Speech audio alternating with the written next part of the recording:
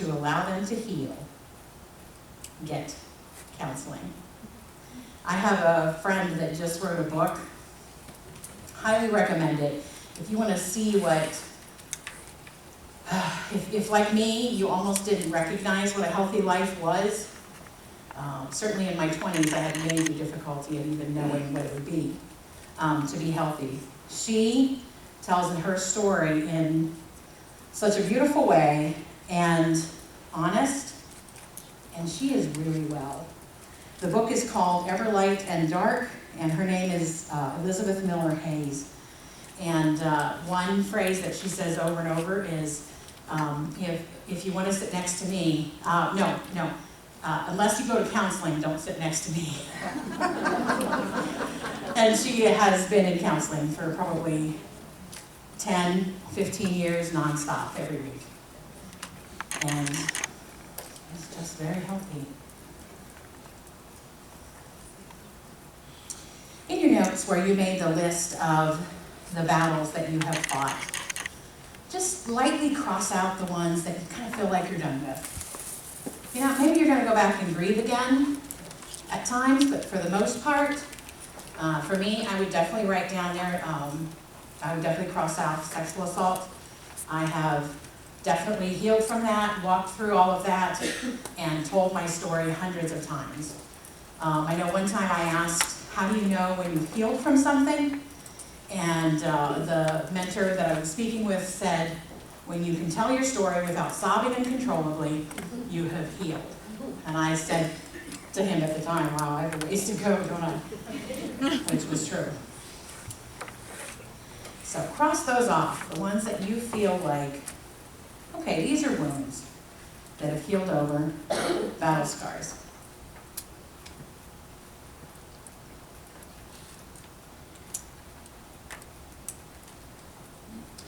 Go ahead and circle the one you want to work on next. The thing that's been causing you trouble in your life, and you either need to get rid of shame, let go of your fear, or grieve and do the work that you need to do to get through that. Go ahead and circle that.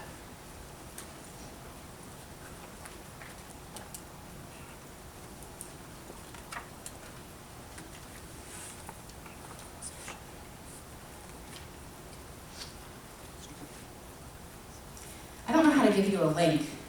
How do you give people a link to a website? How about you Google 10 Forgotten Truths to Help You Get Through Hard Times. That's a really good blog. It's Mark and Angel is the blog.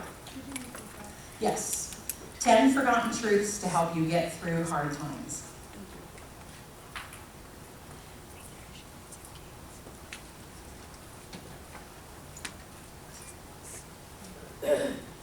And then the second one is an article from Psychology Today, which is 5 steps to get through any difficult situation.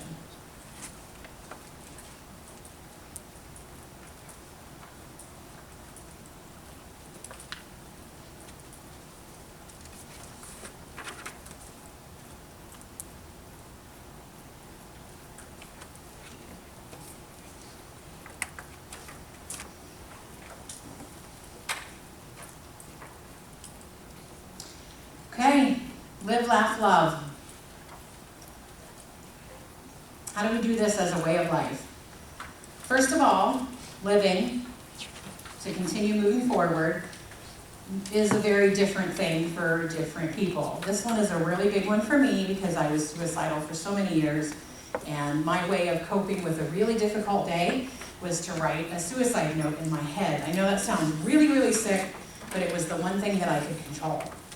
I never wrote them on paper, except for maybe once or twice, because it made it too real. But that was something that I actually had control over, and I would do that over and over. And to say that I had an appreciation for my life, not at all. I told you the story of how we went to counseling, and then really a couple of months after that appointment, I got pregnant. A year later, we had our first son. He was 3 months old, And I was pregnant again, and 5 months later, my baby was gone. And I was 5 months pregnant, delivered, stillborn. And I remember being at that graveside and thinking, not one single breath did that baby take. And it hit me like a ton of bricks that God had given me all of these years, and I was not grateful for them. I spent so much of my time thinking, I can't do this anymore. I don't want to do this anymore. Why can't I die? And so that is a big one for me. Live, laugh, love. Live. Do the things that you love to do. Have some fun. Be adventurous. Laugh. I've got such an obnoxious laugh. When anybody records me and I hear my laugh, I'm like, I feel so bad for people. It's so obnoxious and loud. Like it's cringy, but people say they like to hear me laugh, so I guess that's grace. Thank you. But you know, whatever you need to do to laugh. I mean, if you are in a time of depression and you intentionally make yourself laugh, you will lift yourself out of it. Laughter, there's tribes that will have a laughing day every month where they get together and literally laugh at nothing. I mean, they don't try to say something funny first, they just laugh. And there's incredible health benefits to laughing. So, depending on your age, read memes or Reader's Digest. Whatever. Do whatever you have to do. And just laugh. Hang around funny people.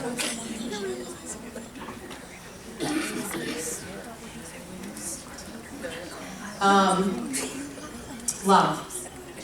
Love is what makes this all worth it. God is love, and it is really important that we love people. I don't even know, like, I could tell you about the people I love for hours. I'm going to start with, there's everybody who's been a mentor in here, stand up.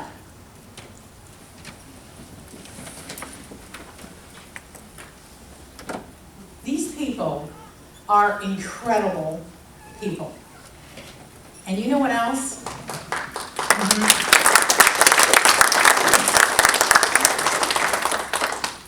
They all benefit from what they do. Because when you get to use your own junk to help somebody else, you know, usually we try to bring our best to people, right? You go to a dinner party, you bring them a nice gift, you make the best food when our friends come over. When you mentor, you give your crap, like all of the junk that you have been through, and you tell your story, and it helps them. Like, how great is that? You think I'm really going to do something for somebody, and in return, your own junk starts to make sense, right? When I was in my undergrad, working towards my bachelor's degree, I met this kid that was like 15 years younger than me. Met him in a study. We were in a study group. The professor said, if you don't know 5 people in this class right now, you need to get to know some people real fast, because by the end of today, you're going to have chosen your groups, and you need groups of 5. And I looked around and I only knew one person. I hope I don't get stuck with somebody awful. Is that how everybody thinks? So I looked at this kid next to me, and he had this really nice binder, and he had a pen, and a highlighter, and another marker, and it was all lined up, and his binder was leather, and I thought, he's clearly serious, you know. So I looked at him and I said, you have a really nice binder. And he said, I was thinking the same about yours. What can I say? I've got a really great binder. So he introduced me to another friend of his in that group, and at the end of it, there was 5 of us. Everybody was an honors student, which was really cool. I was so happy about that. But there was 4 girls, Chad, and I was one of the 4 girls. So there was 3 really hot girls. There was me, the old lady, and Chad. And he only talked to me. So I thought, I think he might be gay. Because it doesn't really make sense if a young hot guy is in a group with young hot girls. He shouldn't care about my binder anymore. So I will tell you, because I was an incredibly spiritual person on the way to being a pastor, I thought I'm really going to help him. He is so lucky to have met me. Because I'm going to teach him so much. He's going to accept Christ. I bet he'll be in church within 2 or 3 weeks. I mean, I had this story written out. And it was going to be grand. Well, you know, sometimes God knows things you don't know. Do you know that? I needed him as much as he needed me. Because I was going into a counseling program that was going to wreck me. Like, I had done all of this counseling already, and I thought I was so good. But when you get into a master's program to become a counselor, they make you dig deep. They're serious. Because your issues can't come up in a room with somebody else. You need to deal with it during that time. So, I'm getting ahead of myself. So, for 3 years, we developed this friendship that was very, very, very close. He is today still my very, very best friend. He's the only person that knows every single thing about me. As I was going through all of this time about healing, I'll just give you a quick note. You do not need to tell your husband every detail. I'm probably the only person he's ever going to have sex with for the rest of his life. He does not need to know how ugly my childhood was. Now, he does need to know an overview. He does need to understand me. But every detail? And it was hours and hours and hours of phone calls that I spent talking to this kid, which, let me just remind you, I was going to help. And he's just a really good listener. He knows how to shut up and listen. And he did, hour after hour after hour. He has not accepted Christ. He is gay. He has his master's degree in counseling also. I sat down, what time is it? I set my, I don't know what time it is. Okay. I really want to encourage you to love people and to stretch yourself. If you don't have friends that are different from you, you really don't need God to get along with them. I mean, seriously. Can't anybody get along with people who agree with everything you say? I mean, that's kind of effortless, right? It's kind of comfortable, it's really nice. But if you don't have any differences, then you might not be stretching and growing the way that you should. I encourage you to look for people who are different, whether that's religion, sexual orientation, race. You never know how healing might come to you. I know God would have figured out another way if he hadn't been in that class that day. God's not. I have no doubt God would have caught me. But he decided to use this interesting way to bless me. So I encourage you, look for love. Love people extravagantly. I always say at my funeral, I just want people to go up and say, she loved me. You don't need to say anything else. That's the greatest compliment anybody can ever pay. Be that person. And you know what? You're probably going to end up being blessed by it. Even if you think you're going to be so grand and save them. If you're open to it, they're going to come back and help you. Oh, I did want to tell you that he has moved from atheist to agnostic, so I said, that is clearly a move towards God, and I said, I knew you were going to say that. That's good. I want healing for all of you so much from the bottom of my heart. Do the work that it takes. It's worth it. I have a friend who started a journey of healing from her childhood when she was 49. And it had all been stuffed that entire time. And the first time I talked to her, I said, someday you're going to tell people your story.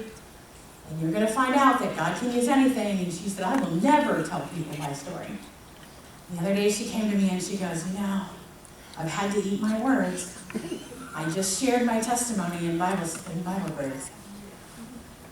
Whatever the work is that you need to do, it's worth it. Take the time. You have incredible value. And I love you. Let's pray. God, we thank you for all the times that you have allowed us to be hurt. We would have never chosen it. I don't know about these ladies, but I would always choose the easy way if I could. But you have taken each one of the hurts that we have and each one of the issues that we have, and you can use that to glorify and further your kingdom. You were never tripped up by any of it. We are so grateful for that.